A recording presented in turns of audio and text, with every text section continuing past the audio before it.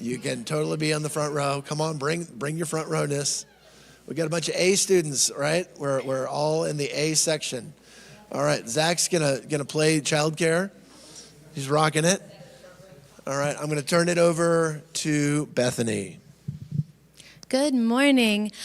So we're going to open with a time of prayer. I'm going to give you a snapshot of our agenda this morning, and then and we'll go from there. So, like I said, we're gonna open with a time of prayer. This will not be the only time of prayer, but I was just meditating as I came over here on kind of why we're doing this. Obviously, you know, there are many, many people involved in the farm in many ways, from volunteering regularly to just like saying a blessing over it when they walk past it, to being on the advisory council. And I was just thinking about how grateful I am, and thinking about Proverbs chapter 11, verse 14, where there is no guidance, a people falls, but in abundance of counselors there is safety. And so our purpose this morning is just to gather together to, number one, give thanks to God for what he has done through the farm, not just this year or the last 3 years, but I mean the whole time that it's been around. And then to listen together to how the farm team has been discerning what the future of the farm looks like, and to invite your excitement, questions, reflections, prayers into all of that. So we are gonna open in prayer now, and in this prayer particularly, I invite you to think about something that you can thank God for in the farm, right? Whether that's something from, again, recently, or something from maybe you were around in the early days when Lena was getting the farm started and you have a sweet memory from that. But I'm gonna leave space in this prayer. If you want to actually voice that out loud, you can. If you want to pray that in your heart, you can. And after that, Stephen is going to come up and give a presentation about, in the light of that Thanksgiving, how are we moving forward? And then following that, we'll have a time of conversation. We'll probably break up into some smaller groups and workshop and debrief that together. So any questions about that before we start? And of course, we're a small group. This is informal, so feel free to grab coffee and bagels as you need them for nourishment through our time together. Okay, well, let's pray.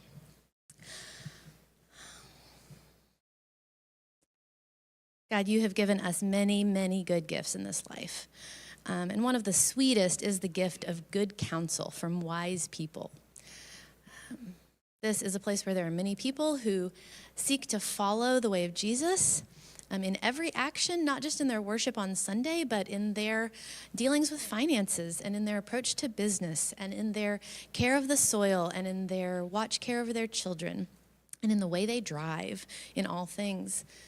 God, I thank you for the people you have gathered today specifically here. I thank you for all those who are going to hear and watch the recording of this, God, and I just pray that you have given each of them wisdom for good counsel. I pray that you have given all of us ears to hear what you are hoping to say to us. And Lord, because we know that every good gift comes from you, we want to begin our time just with thanksgiving. There's so much that's heavy in the world and so much that's weary in the world. But we know that you are continuing in ways seen and unseen to bring your kingdom. And we know, Lord, that the farm has been a part of that work. And we pray that that will continue. And so right now, Lord, in our hearts and with our voices, we thank you for some of the things that we have seen. I begin, Lord, by praying and thanking you for the way that I have seen one girl in particular in Farm to Flourish just blossom over the last 3 years, going from someone who often won't say a word and can seem really grumpy and doesn't really want to talk much to someone who laughs and makes jokes and brings cookies for other people because she hears that they like them. God, I just thank you that the farm has been a place where that has come to pass.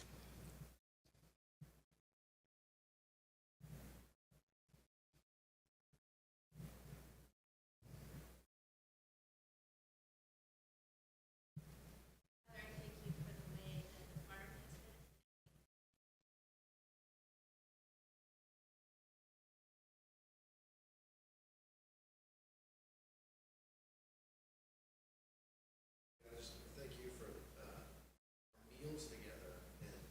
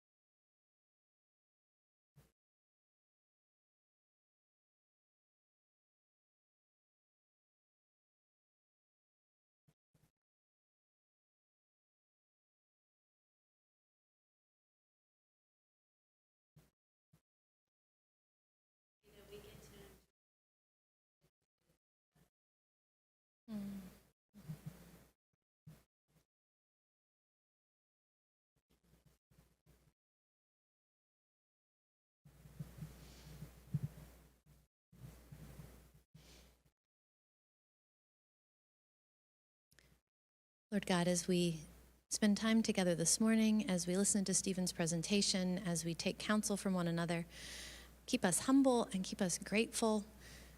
God, let us seek your glory in all we do. In Christ's name we pray. Amen.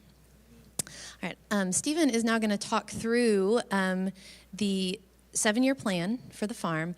And I'm guessing, Stephen, I'm guessing by the technology failing, you mean you don't have your PowerPoint. Is that correct? Okay. So I am going to get a sign-up sheet. I apologize that I did not get a proper Planning Center registration set up for this, but that way we can email this presentation since you may not be able to see it. We've got a survey that we've created for, there's those that are here, and then there are those that are going to participate online through YouTube. So that survey can go out to everybody, and in that survey we can have a link.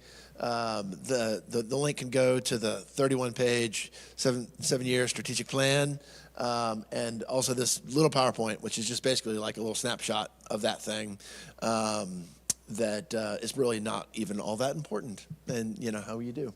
You focus on these things that are not as important. So I just wanted to start going back a little bit to the beginning of my tenure. I've been here since 2022 in terms of running the farm. So I was hired initially to run the park. Fellow park brothers here in the front row. The Bash brothers, the way to look at it. And so within about 5 months or something of starting at Redeemer, Lena said, hey, I'm going to be stepping down, actually within a couple of months. And then officially, about 5 months later, she said, I'm going to be stepping down because I'm planning on having more children, and I just don't think that's going to be sustainable. Would you be willing to run the farm? And I was like, absolutely, that would be a perfect fit. That's what I did for 12 years in Austin beforehand. And so I took over that role. My job description was never written.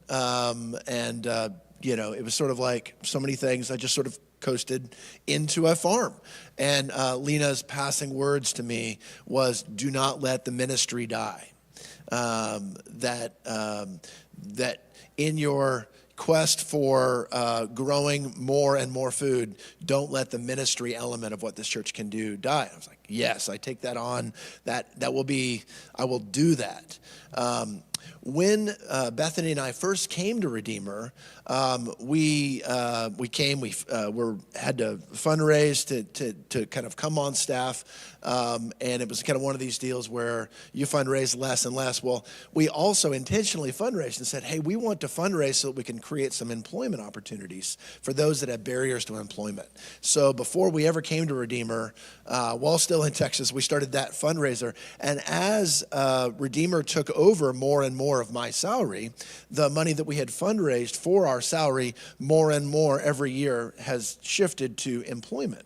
So even in that first year as a farm director, we started the program called Farm to Flourish. And so that program has been running since the end of 2022. And that program has only grown since we started here. My first year, Dan and the vestry said, hey, we would love for you to create a 5-year plan for what the farm is going to be doing. And there wasn't a whole lot of detail of what that 5-year plan needed to cover, but the 7-year plan that I just created has a lot more detail. But the nature of that 5-year plan was it needs to fund itself. The farm needs to fund itself. The church has a certain amount of money. I'll clarify. The church has a certain amount of money that goes to the farm, but then the rest of the farm needs to fund itself.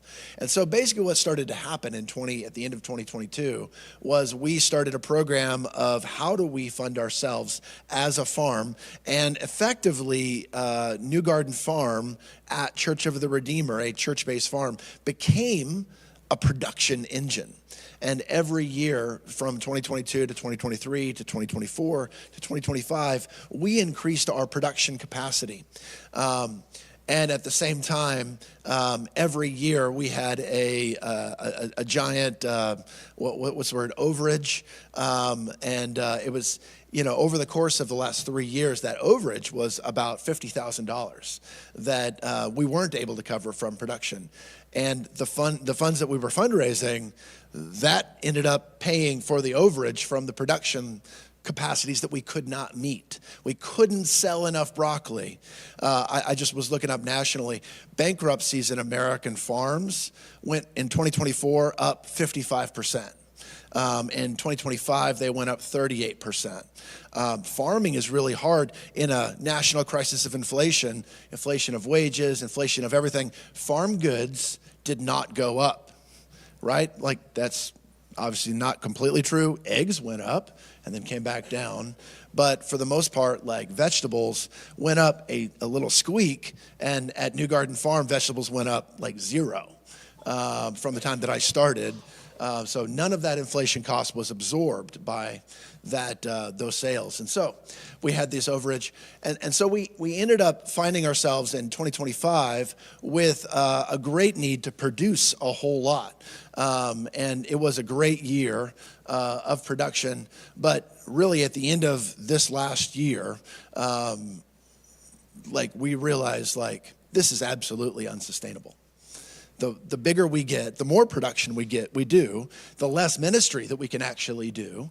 And actually this year our overage was higher than it has ever been before. So the more production we do, the more it costs to do that. We're a really bad production farm. But it turns out that we can be a really amazing ministry farm if we can stick true to that. So I just wanted to start by acknowledging that that's been a tough realization and a long-term realization where we set out on a track and we said, well, we can get more efficient, we can get better, and we pursued the same direction for several years in a row. And at the end of those years, we realized that direction is not getting us there. That's not what we wanted it to be. And so at the end of 2025, I had to through conversations with you guys, with the advisory board, with the farm, and with the Lord, had to decide that production element, that was never going to get us there. And so that was a hard shift for us, because it means that Håkan, if you want to come on up here, who has been valiant and has led the way in our production, which has been so abundant, doubling the size of the farm, that we were going to have to turn the corner and change the nature of that position.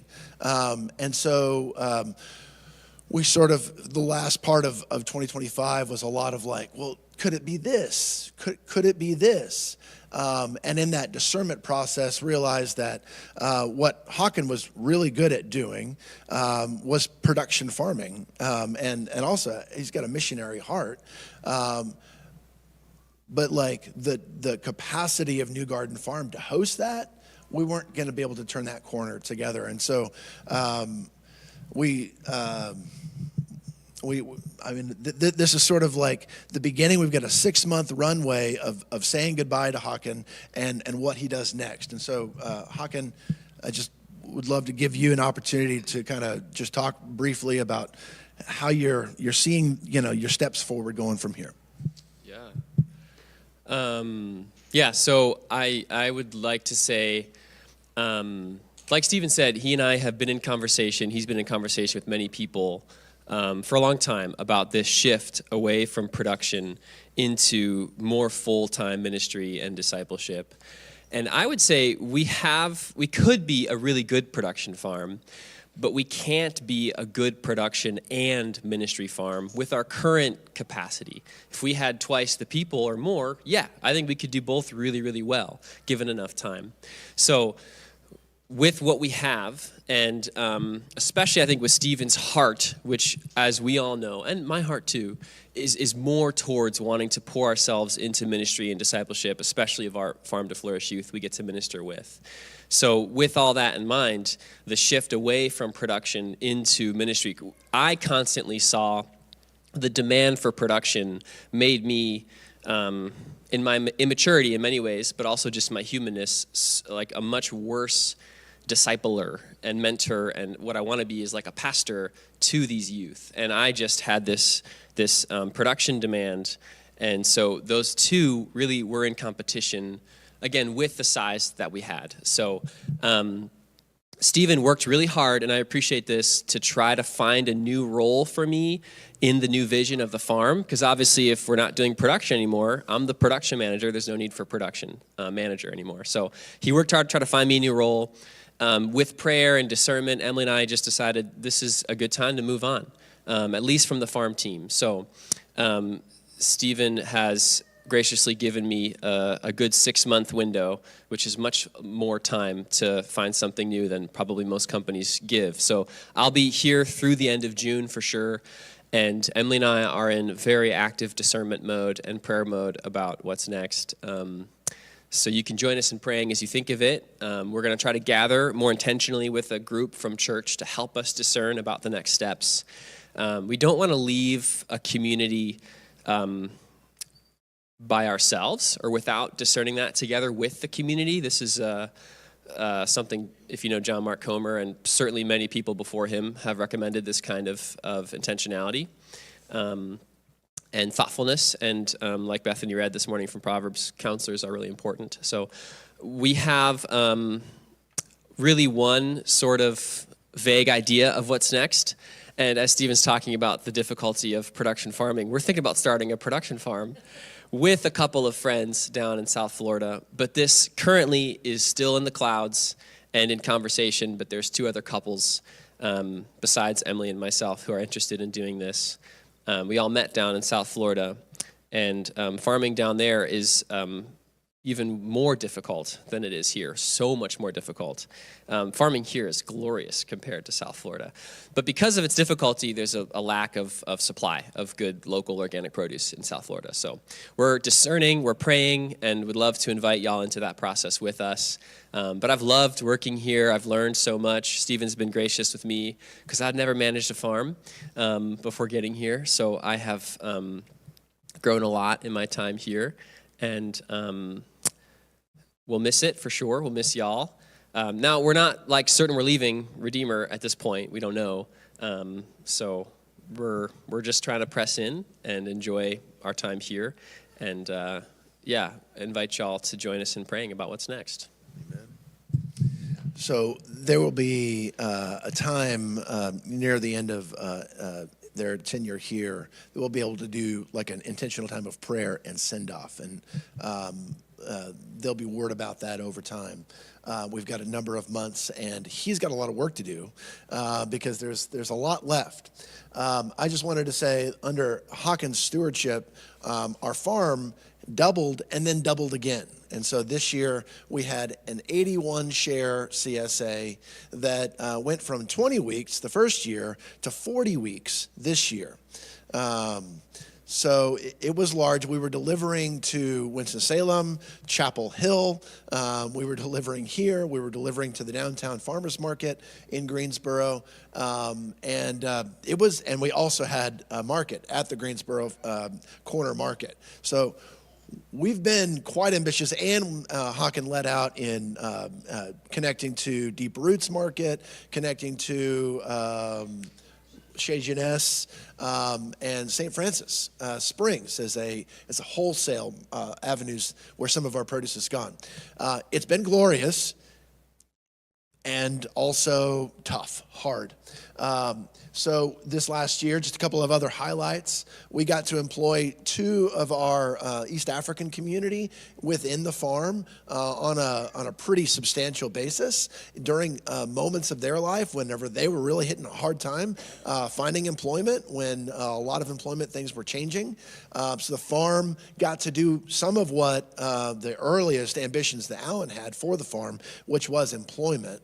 And that was a meaningful kind of employment. Hawken, who used to be on the mission field, was able to use his French skills. And it was a French farm, which Chez Jeunesse is like the natural, flow from that. So that was amazing. We supported 13 youth through our Farm to Flourish program this year. Every week they were working in the program. We did our first Appalachian trail backpacking trip, glorious.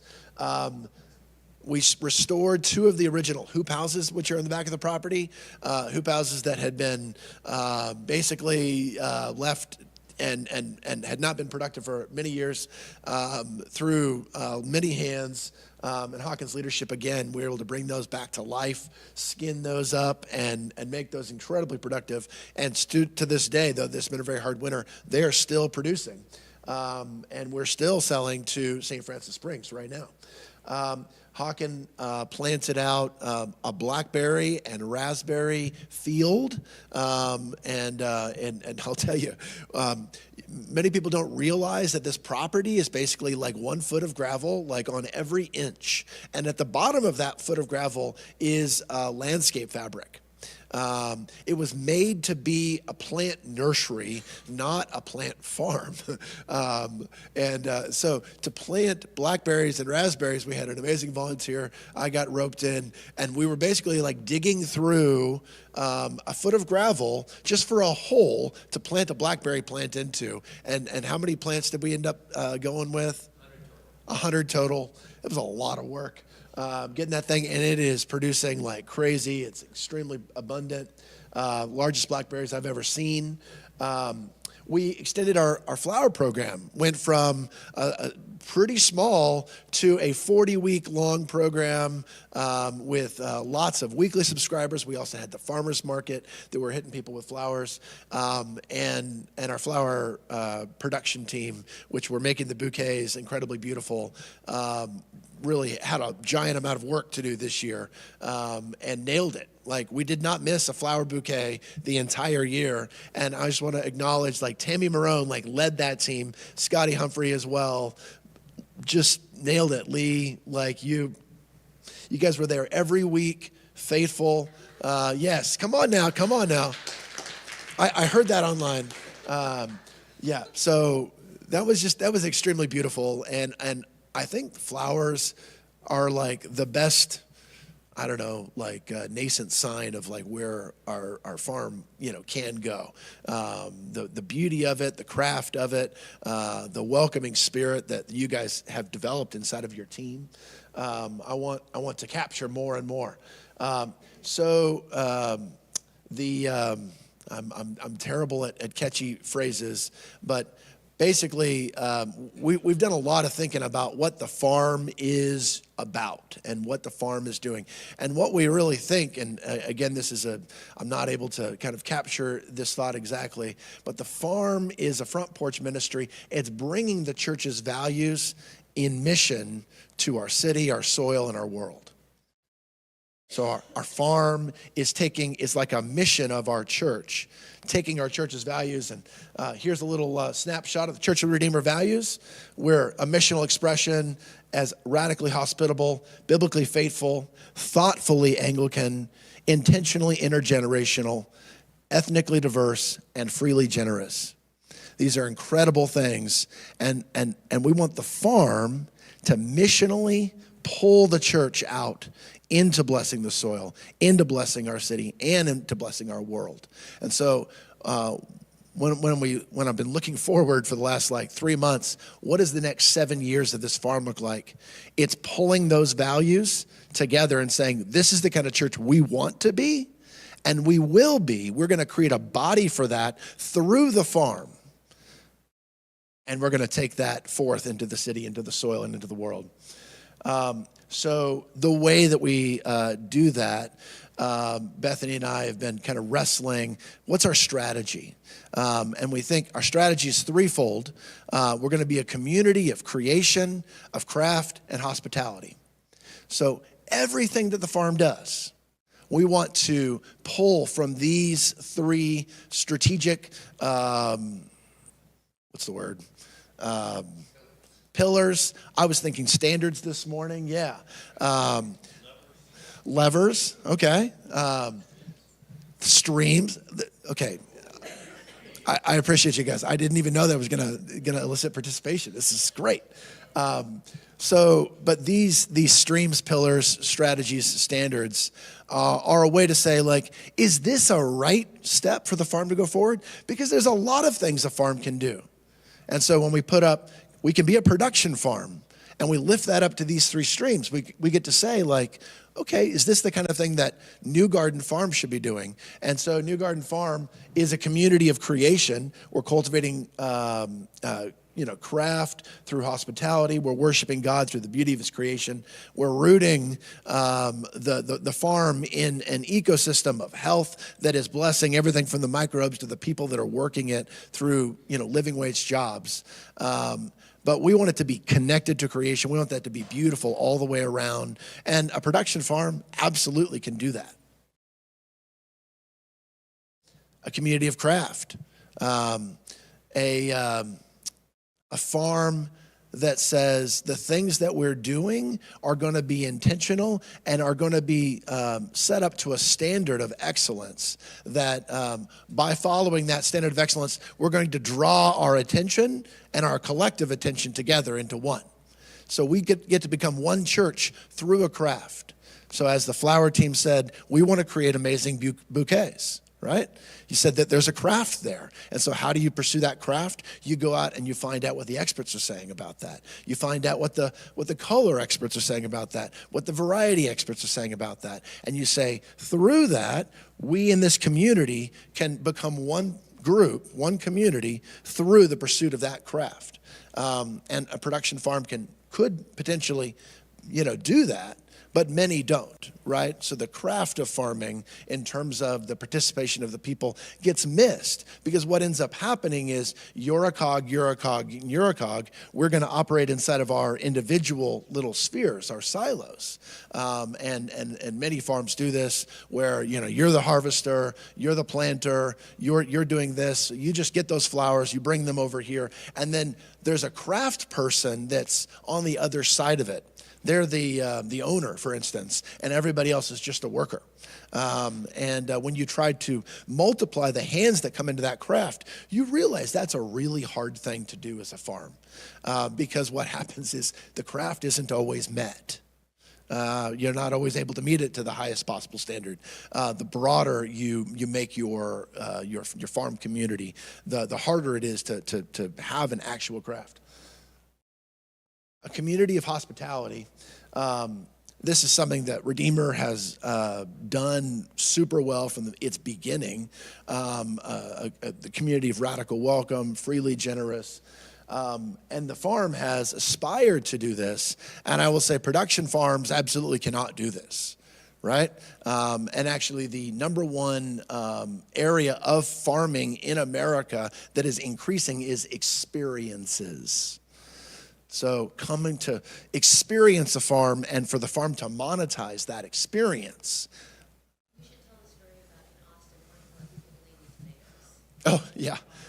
So I did my farm internship in 2008 at the oldest urban organic farm in Texas. It was a 5-acre in the middle of downtown Austin, beautiful farm. We had the farmers market that the best chefs in town would come out to go and be a part of that. And I was connected to the poor, ministries in Austin, even in those days. And so somebody had reached out to me and said, we would like to bring a group to glean your cherry tomatoes. The season had ended. We were basically done. And we've got these like 9-foot tall tomato plants that are literally like towering in trellises that are kind of leaning over. And it's like the easiest thing in the world to, harvest these tomatoes. And so I go to the owner, hey, this group would like to come out and glean these tomatoes. And she said, no way. No way we're letting another group come onto our property. I said, we're going to take those tomatoes out. We're getting ready to cut them off at the ground and remove them. And she said, you have no idea what they're going to do. And this is a farm that hosts a farmer's market twice a week that's got maybe like 50 people that come to the farm. It's a farm in the middle of the city that loves to welcome people to one part of it, but then the other part of it, it says, do not come anywhere near this thing. Don't come anywhere near the production end of things. We want you to come near the consumer end of things. And they've, since then, they've created a giant bed and breakfast on site. They've got a little farm-to-table cafe that they do now. It's wonderful, but they still won't let you actually come anywhere near the actual produce. And so that's kind of what it takes to be a farm that like produces extremely well. Like you have to separate out that process of production, and then you basically create a lot of consumers. And so from the farm to table movement, the table is very heavy and the farm is very light. And so we're saying we want to build a community here, and so we want it to be a community of hospitality, of craft, and of creation, and that the pursuit of those three things are going to enable us to actually form that kind of community that we think is going to enable us to be missionaries into our city, our soil, and our world. So how are we doing that? That is what's next. Let's just pause. That's a great idea. There's a lot of information there. Please ask questions as you have them. I didn't give you the microphone. That never happens. Bethany, do you have any questions? You could prime the pump.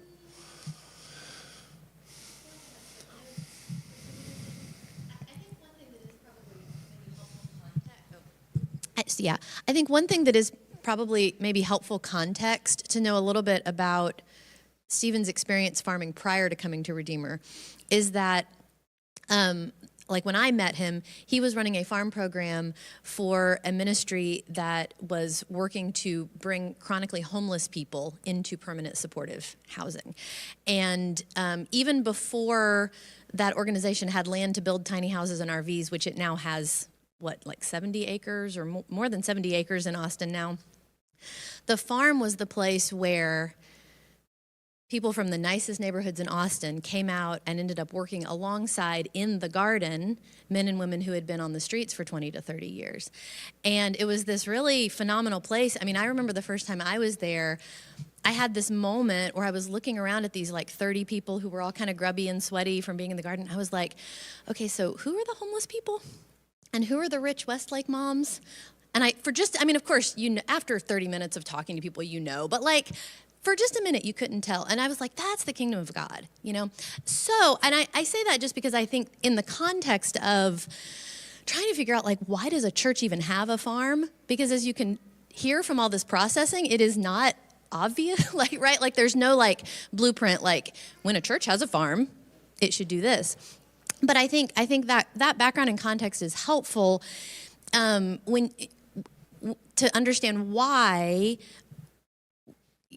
it is less desirable to have this we have this production wing that nobody can go into and that has to be kind of the most efficient as possible, when we've kind of seen this glory that can happen of the kind of encounters that you can have. And we've seen some of that here too, but it's been a lot more complicated, I think, because of the trying to negotiate those. So I just wanted to say that, and you need to move on with the plan, but afterwards, or we'd love to tell some stories about that sometimes, because that was a pretty amazing place and season, and it does definitely pour into, I think, where Stephen's heart is in this. Yeah, and the great discernment is how do we translate my heart to and listen to the heart of this church and the heart and the story of this church and what it's done over many years. When I first met Alan, Church of the Redeemer had begun, but it was at many locations. It wasn't. It was before. It was at the church here, and he said, "I'm going to have a farm at my church, and we're looking for land, and the land that we're looking at." All of the land that we're looking at is going to have a farm on it. So we're looking for a church with a bigger property. And I was like, well, that's crazy. And I'm having phone calls with him. And I'm like, the vestry said you could do that? And he said, well, I told the vestry if they don't, then I'm leaving. Like that's the kind of church I'm gonna have. I mean, that's how like strong Alan was passionate about this church having this farm from the beginning, and so there's a great history there, and discerning how the church can best live into that has been challenging. So for that reason, this is my plan for the next year, and I'm holding this lightly, but also as strongly as I can possibly hold anything. In terms of, here's what I think the church can do really well to live into its values in the next year without revolution. Revolution from the ranks saying no, and also revolution saying we're gonna carry this forward regardless of the church. And that's kind of what it's felt like to do production. Because as we were doing more and more production, we weren't able to increase the number of volunteers to the level that we needed to do, because what we did wasn't a great setting for volunteers to come into. So we'll start with a real Sabbath. We're resting the fields. So, in the Old Testament, Levitical laws, they said every 7 years, you're supposed to let the land rest. And what it actually says is when you let the land rest, then the farmer is supposed to live from what comes up of its own. And as a gardener, I've long practiced this, and anybody that's gardened before has seen this. There's a certain kind of way of gardening that whenever a plant reaches its tenure in productivity to you, the consumer of the vegetable, you can cut it off at that point, or you can leave it in the ground in this wasteful phase of production that becomes fecundity, that becomes the seed of the next plant that will come up. So you leave that plant in there longer, and it becomes fertile in the ground. And so then what happens the next year is the tomatoes come up of their own, the eggplant come up of their own, the peppers come up of their own. Now it's some crazy variety of pepper and tomato, and you're never quite sure what it might be, but you get this really incredible field. And so I've built hundreds of gardens in my life at this point, and those gardens, it's so amazing. You get to see those gardens years later, even without stewardship, they're still coming up of their own, and they're still producing things and changing the landscape around them. But this next year, we're going to intentionally lean into that and say we're going to let the farm rest, and we're going to let the farm's productivity come from what comes up of its own. And more on that in terms of flowers in a little bit, but we're going to be planting the fields to cover crops as well, and harvesting, gleaning, and we're going to have a limited kind of giveaway or charitable wing to the farm in the next year. In a second, I'll talk about that. So I've been talking with St. Francis Springs. So St. Francis is an amazing retreat center. Many people from Church of the Redeemer have been a part of that. And St. Francis has got this great ambition. They've got 170 acres, and they've got a 2-acre section of their property that they are saying they really want to farm. So kind of I've heard this over the course of the last year, and so got to be able to sit down with the president, CEO of St. Francis, saying like, please tell me your vision. And they've got a very strong mandate in the next 4 years to build out their retreat center, and they're putting a lot of money toward building a farm on that property. And so, I come from the Texas world where, you might travel 45 minutes to get to a job, but in Greensboro to go 20 minutes is to say like you're in another time zone or something. The St. Francis Retreat Center is 30 minutes up the road from the church, which is not very far. And they would love for their farm to be part of a For Good program in Greensboro. And so I suggested, could our farm and our capacity to get food into the hands and the bodies of the people that really need it the most, could we partner with you in that? And and that got them very excited. They really wanted to do that. And I think, well, we're not completely confirmed, like we're in the path of conversations where they'll help pay for us to be taking some of our labor and bringing that up 30 minutes up the road to be growing some things that long-term will have a dividend and benefit to what we call the Farm to Flourish market. Tell you about in a second. This is my little sketch of the St. Isidore farm.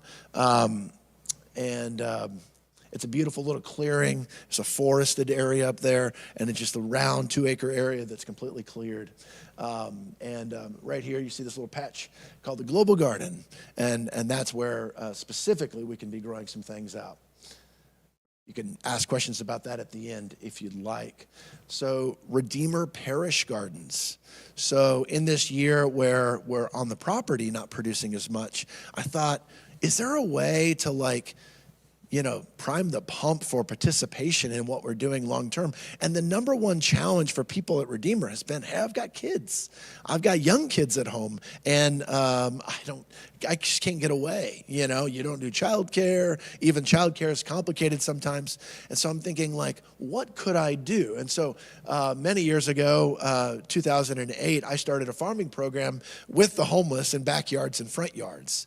And that was in the Austin, Texas area. We built chicken coops, large and small gardens, and it ended up spreading to about 40 different people, and it has since gone international, but that I turned it over to other people, and it was a wild success. So that, a mom and her 4 kids, they were homeschooling, in the context of their backyard, and that situation could care for the homeless by gardening and learning how to garden and care for their own backyard in that context together.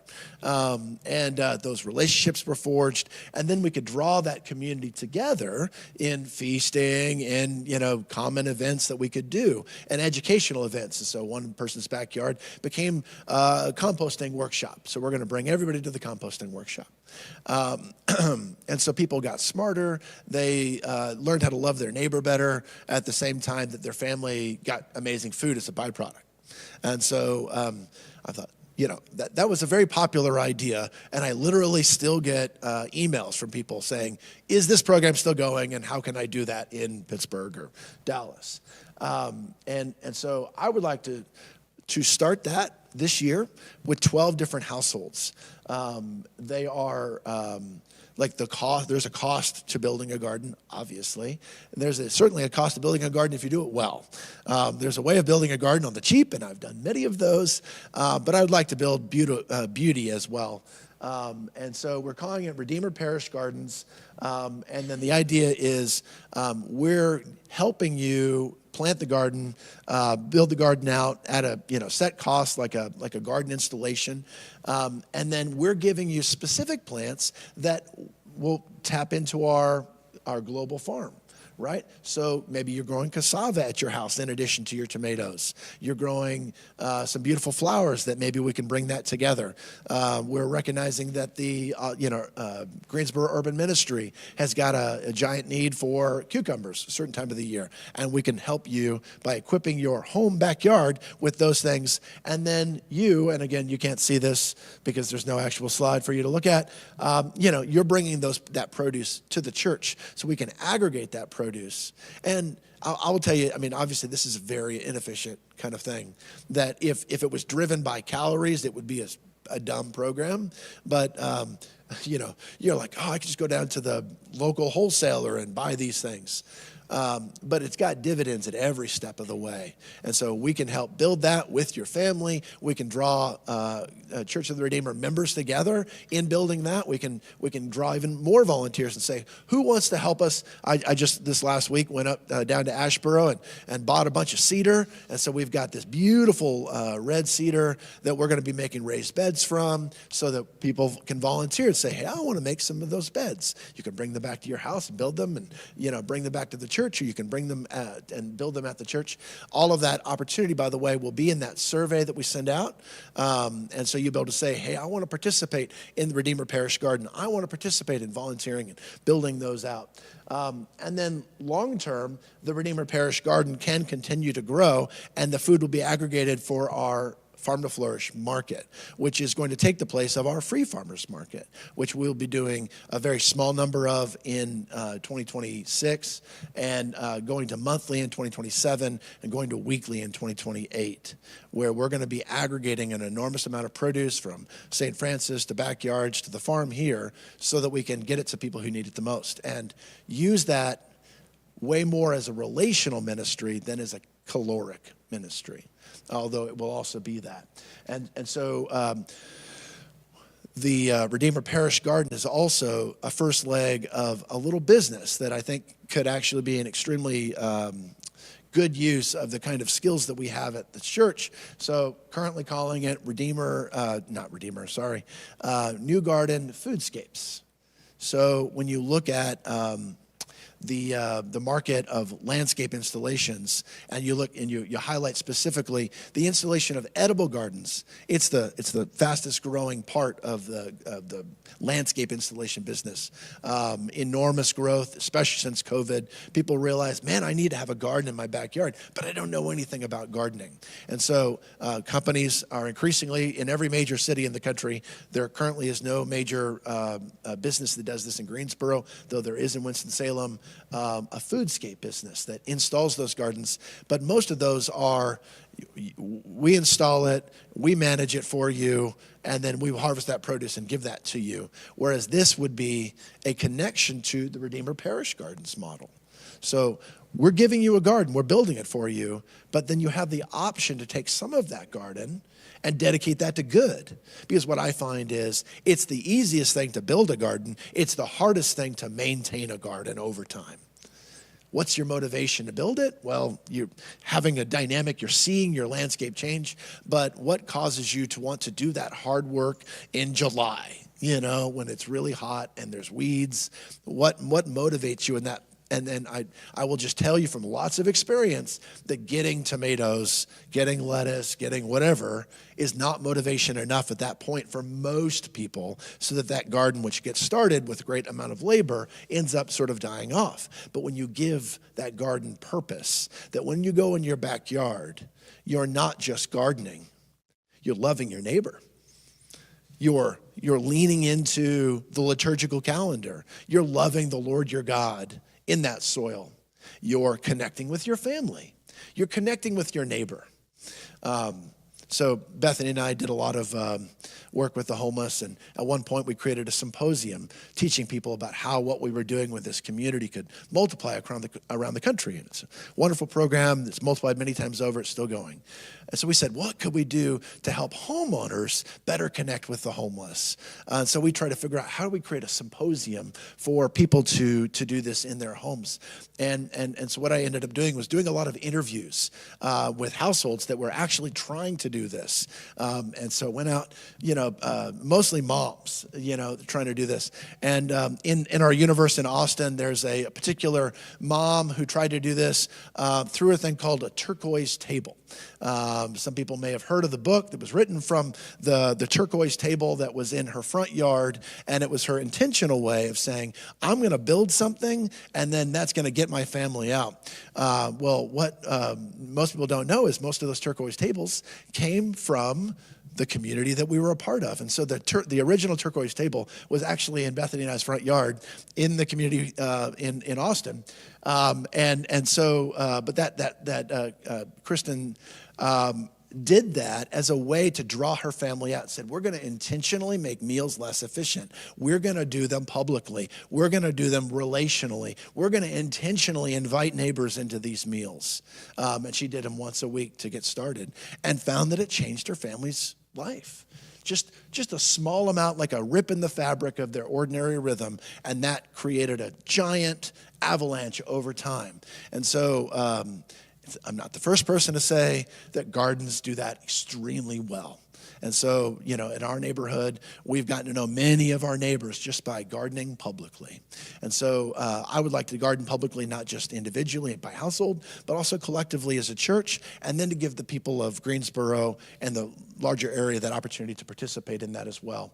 The Foodscape business would grow over time, 2027, 2028, and we would focus on these Redeemer Parish gardens in 2026 and into 2027, figuring out how to plant well, how do we create a community through those plantings well.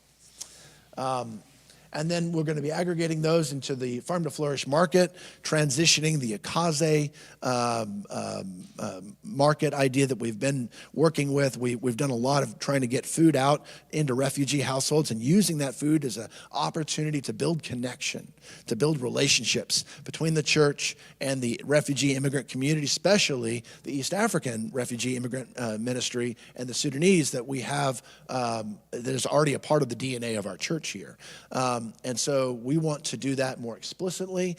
And so I'm imagining, this is just an imaginative scenario. We've got this little peninsula right here jutting out into our parking lot. And I'm imagining, a little farmer's market stand that we're popping up there. We're closing that area in with fencing, just like we did with our Harvest Festival last year, so that the kids can run around and play while mom not just shops, but mom gets connected to, that it becomes a front porch opportunity to come on in.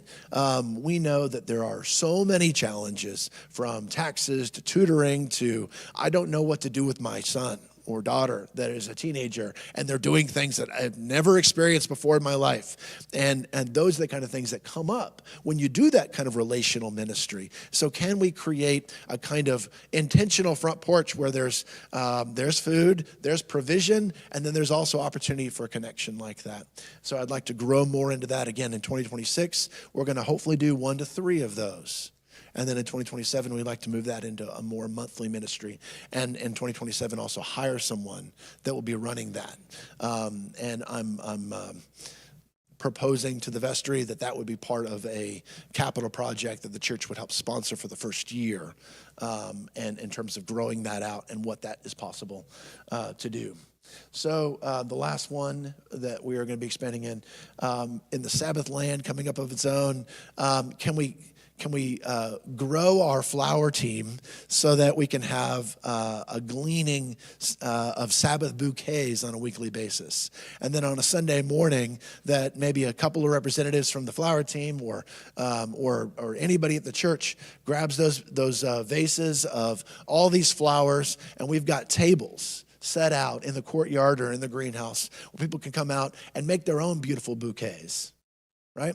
And then they can be loving their own family with those bouquets. They can be connecting to their neighbor in those bouquets. And then this is Scotty Humphrey's idea. Can we teach you a little bit about how to care for those bouquets a little bit better so they'll last a little longer? Maybe you clip the bottom of the stems, or you put a little sugar in there. Some of those things that can help make that beauty even better. How do you assemble a good bouquet? And so in 2026, really wanting our flower program to be a way to just bless the church. So having those, we will have flowers. We will be growing a whole bunch of transplants this year, as we've done in the previous years. And part of those transplants, we're hoping to have a very large plant sale this year, which we haven't done in a number of years. Hakan is one of his major projects, and finishing well is growing out that large plant sale. So we'll have the flower plants, we'll have the vegetable plants, and then Sabbath bouquets will be one of those results. So that's the end of the show. I would like to ask, who has the first question? We're going to structure this a little differently. All right. Going to pass on the microphone. Well, yeah, just even though this is a small group, the ideal size for processing and debriefing and sharing is actually 5, as I learned my days of teaching. So I would actually like for us to maybe split into 2 groups and do a little talking, just y'all. I have a few questions that I want to toss into those groups, and then come back together as a big group and share kind of the thought of that. We did this with our Farm to Flourish teens before Christmas, and yeah, I think it's kind of nice to have a slightly smaller group as you're kind of processing. Can I ask one question?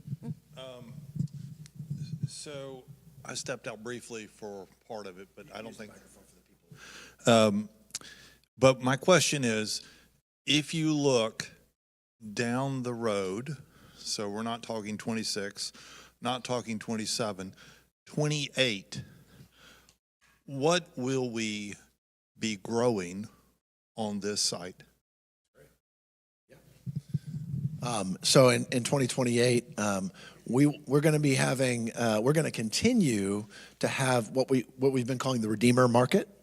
So the Redeemer Market will be a market that will be pre-order and live in person here on the property. The nature of the growing is going to change a little bit. We're going to create more opportunities for ownership.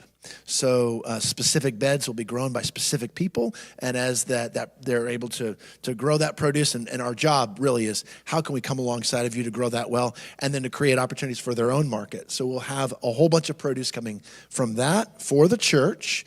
We'll obviously continue our flower program. The nature of a flower program, I think, is going to become more volunteer-oriented and community-oriented and less sales-oriented and production-oriented. But I think the primary thing that we're going to be growing in 2028 is foods for the international community and the Farm to Flourish market. And so the Farm to Flourish market is going to continue to grow, and there is an enormous need within this city right now.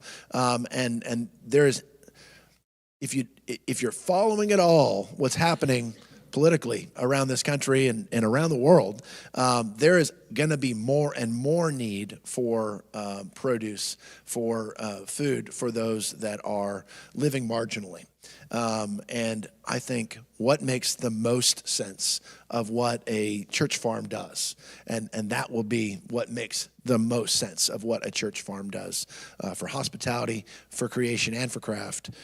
We get that out, and we get that out not as a calorie, again, not just as a nutrient, though it will be nutrient dense, but we get that out as an opportunity to build the kingdom of God, to build the church, to build a emissary into our city, and and then we go into the world, and that's through Gehini Diocese Partnership. More on that in future listening sessions. So, any other questions? We can come back together again after we break up. That's a good place to start. So we're going to break into two groups, and I want y'all to start with two questions. Number one is just the real question is, of what you just heard, what is most interesting to you, right? So maybe it's a question where you're like, that sounds interesting, but I want a little more clarification about what that is or what that's going to involve. So what's grabbing hold of your mind in curiosity? And then was there anything that caught your heart, right? Anything where you're like, ooh, not totally sure exactly what form that's going to take, but I love the sound of that. I want to hear more. So what's grabbing hold of your mind? That can be clarifying questions like Eric's, or what grabbed hold of your heart in that, okay? These are not the only questions we're going to discuss. We'll have a few more, but that's where I'd like y'all to start. I apologize. I had paper and pens and left them with my children at home, apparently. So I don't have note-taking materials. Yes, they will, yes. So we can even arrange chairs. Why don't y'all split yourself into two groups and take a few minutes with those first two questions. What was most intriguing or interesting to you from a kind of head level, and then was there anything that grabbed hold of your heart? So.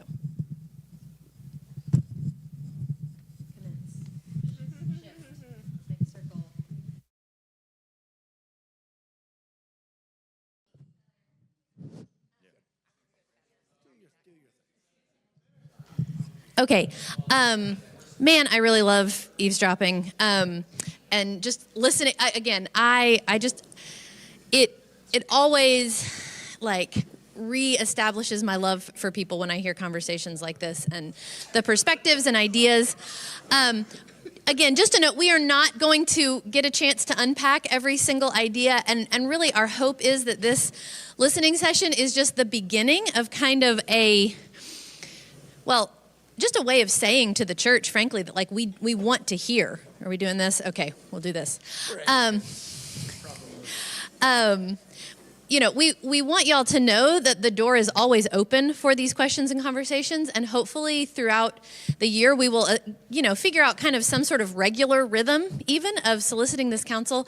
And as Stephen mentioned also, you will be getting, there's like a survey that he put together. So if you don't get a chance to ask all your questions, or you think of some later or whatever. So this will be on a YouTube, the church's YouTube channel. And so we will make sure that the link to that survey is on the YouTube channel, either in the description or up on the screen.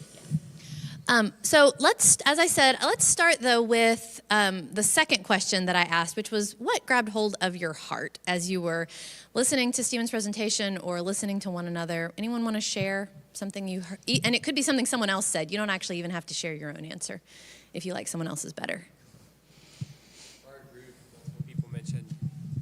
For our group, multiple people mentioned that what grabbed their heart was the extension of the farm, both in the parish gardens and also the idea at St. Francis Spring. The benefit that can have for all the parties involved, and then how that can be spread out. And then we kind of snowballed with that of like, what are other ways we could do it? Caroline talked about kind of the mapping of it around Greensboro, and just the benefits, I'm sure as time goes on, will just continue to come from that. But the idea of sharing the goodness, that doesn't just stay back here, but that it can spread out. And we were really happy about that. Love it. You can just pass that on. Who's next?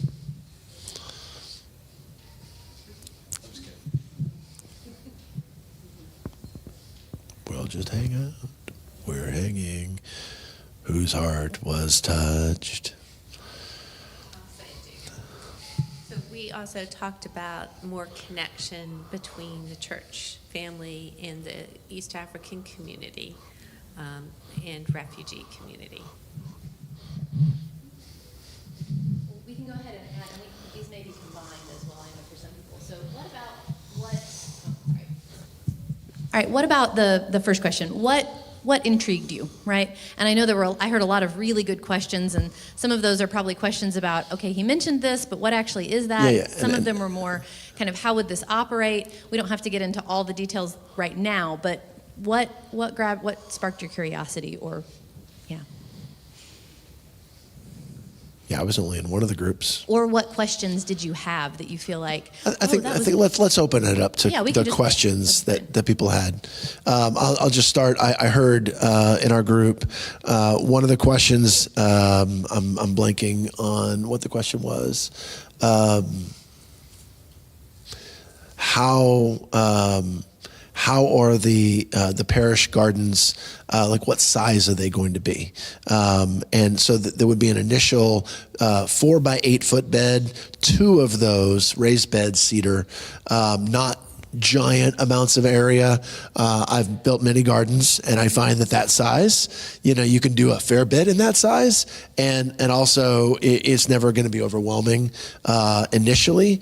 And then Bethany is going to be dedicating part of her week every week during the growing season, during the times of the year where most of that growing is happening, to the communications piece, wrapping around that community of those initial 12 Redeemer Parish Gardens, to connect that, as we did with the CSA.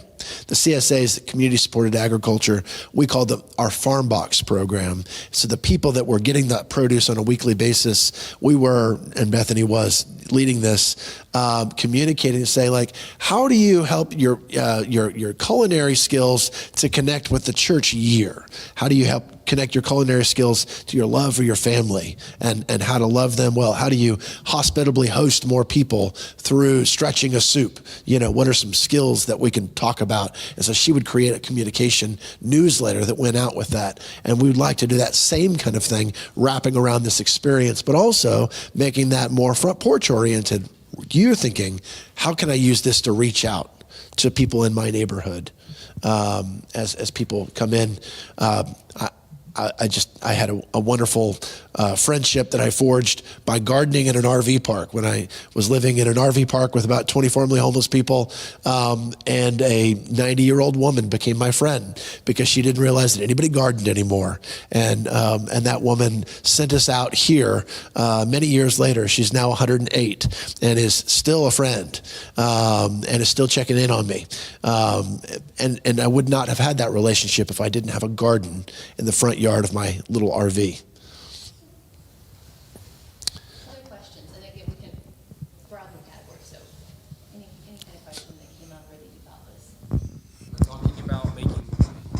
When talking about making the shift, understanding that good production and good ministry is kind of a lot, and making the focus more ministry, will that happen on the same timeline as Hawken transitioning out of his position, or is it going to be kind of focus on that immediately and then adjust gradually after? So we're going to be doing relational ministry immediate, and the part of that curriculum of Farm to Flourish will be, we don't have that strong requirement that we must produce this every week. We can slow that down, and we can say we're going to do start times right now, right here, and we can tell volunteers this is when we're going to start, this is when we're going to be done, and come in to be a part of that, and we can make that curriculum more about spiritual development as well as the skill of gardening. And so you can have an opportunity to own a bed, right? Like, hey, this is your bed. We're going to give you some produce to plant into it, and then we're going to help you learn how to care for that bed well, that you'll be responsible for. So that kind of ownership can happen, because the outcome is, it's okay if it all fails, right? Because it won't, because the point is the development of the person relationally first. And then the produce coming from that would be great, be a great byproduct. One area of shift that we will be doing, though, is kind of leading up to the end of Hawken's time, we're going to just begin to start the St. Francis connection. And so we'll build up the initial 20 beds up there. And then in the kind of going into the fall, we're going to spend more time in building that farm out at that point.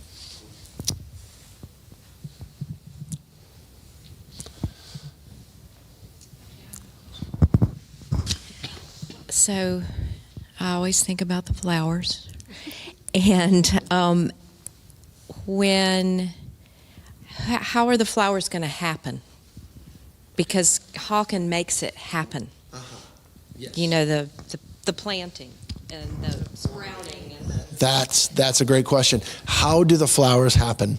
Well, for this year, for 2026, Hawken is going to continue to be raising those transplants, and part of Farm to Flourish and coming alongside of volunteers will be getting those transplants in the ground. But a portion of Hawken's finishing well, and he will be reaching out to the Redeemer community and those that are also in this room, is how can we grow the flower team so that it can be a more robust sized team, so that we can have a couple of work days a week, whether that's on the weeding end or the harvesting end or the bouquet making end. Again, 2026 is about Sabbath bouquets. So we're not making, there's not a, whether it's small or large, it will be fine, right? Going into 2027, though, that is more that ambition, that this flower ministry can be more a way of connecting the Redeemer community to that craft, hospitality, and creation. I think flowers are the number one thing that people would like to participate in because they're beautiful. You know, everything about that. And that's why we brought that and put that all in the very front part of the property up here, because we want that beauty to be up here. People want to belong to that. So how do we make that team really inviting? How do we have a way to participate in that, even if you're brand new at the church, that kind of stuff? We have maybe more regular work days or something like that. That's something I'm hoping that we'll have a flower team manager, which he was going to ask you to be, if he hasn't already. More on that to come. But does that answer your question, or is there more? Well, and just for time, I'm actually going to go ahead. I think we should probably close in prayer, but then we don't have to clear out this minute. Of course. Again, just to reiterate, This is not the end of this conversation. This is the beginning of this conversation. We so appreciate all of you coming this morning, and we know there were others who wanted to but couldn't make it, and we'll get a chance to see the recording. And we hope to do this annually. Yeah, we definitely, in a formal way, right? But of course, also like let's talk. And that survey is part of, Yeah. hey, I didn't feel like I could say this publicly, but I want to send this in because I want this to be heard and for the entire Redeemer community. I'd like to say, or, here's an interest that I have. And so that's an opportunity that will be a voice for everybody as this recording goes out. And then I'll just say, speaking not as a member of the farm team, but as Stephen's wife, you will never offend him by coming and asking a question and sharing your opinion. Or a hard question. Yeah. So please, just know that door is open. I would actually like to ask if someone not the two of us, would be willing to close us in prayer. Anybody be willing to do that for us?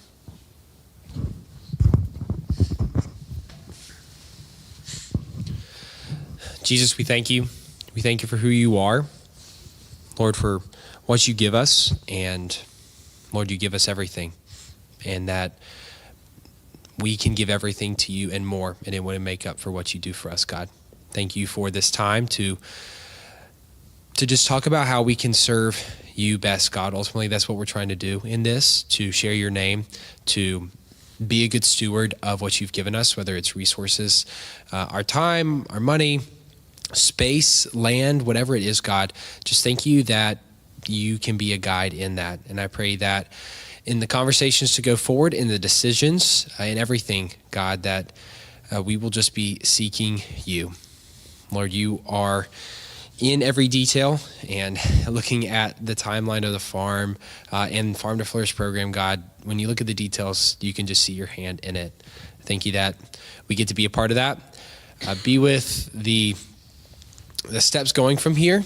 And Lord, we just, again, thank you for each person here, for the valuable insight that they have. And I pray that it is a ripple effect into the rest of the church of conversations to be had, thoughts to be thought, and ultimately that it can lead to what we're all seeking to do, which is just glorify you in this ministry, God. Thank you that we get to partake in it with you.